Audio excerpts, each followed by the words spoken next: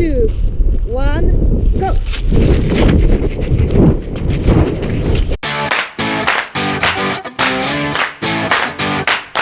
So, week 5. I'm really happy to report I had a wonderful week. It was tough, but it was good. Finally, for the first time, I've completed all the workout which I set myself to. I went swimming twice, really big achievements. Once on Tuesday morning and once on Saturday afternoon. I cycled indoors 4 times and I've run 3 times, and one of them was a long run. It was a lot of good work this week. It felt good to finally tick all these boxes. So really happy with this week. In total, 8 hours of training plus 1 strength session with the PT.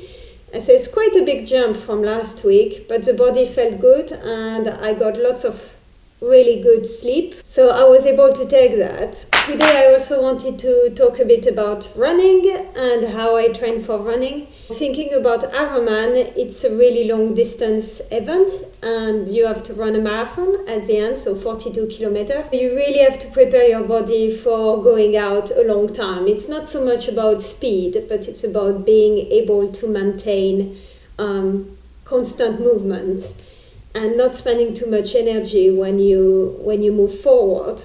All my run for the last 5 weeks have been really slow run, so the idea is to get the body used to conserving energy. And I'm running at an easy pace, so it's a pace where you can talk as you run.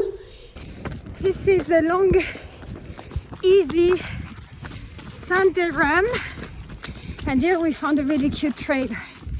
Not far from home, on soft ground. So it's perfect. Now I've been really trying to run consistently and refrain myself from running too fast. That said, doing just slow, easy run can feel really boring. So this week I decided to mix it up a bit. So I decided to do the Cooper test. The idea is to see how far you can run for 12 minutes. Of course, I'm going to run much more than 12 minutes for the Ironman, so it's only one data point, but it's something that I can use when I do more speed work.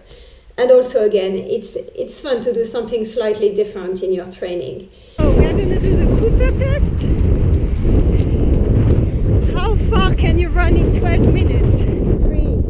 3, 2, 1, go!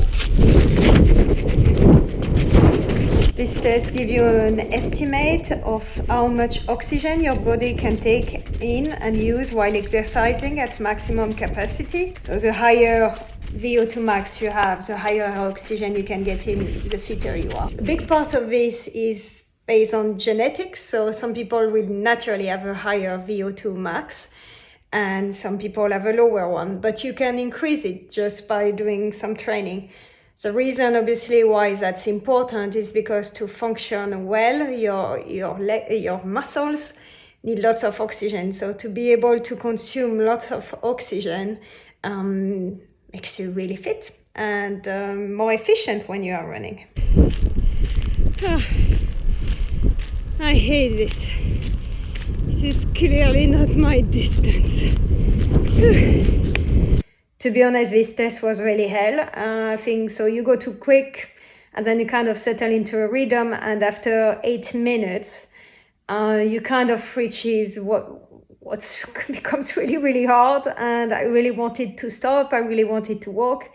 We did it in the dark, so I probably could have walked. But you want really to gain every meter.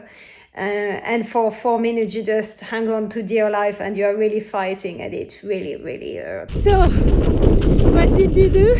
2.85. I did exactly 2.5. I ran 2.48 kilometers in 12 minutes. I think in the video you hear me shouting that I did 2.5, but that's a lie. I checked the data, that was 2.48. And 20 meters, it really matters for this kind of test. Clearly, I went out too fast.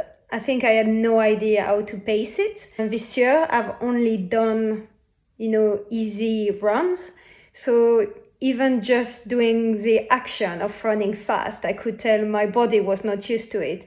the neuromuscular transmission between the brain to say run fast and the leg to actually do it was not working well. And that's why to get faster, you need to run really, really fast in training so that you teach your body how to run fast, if that makes sense. But again, I've not done that kind of work so far. So that's going to be interesting to see how it evolves over time.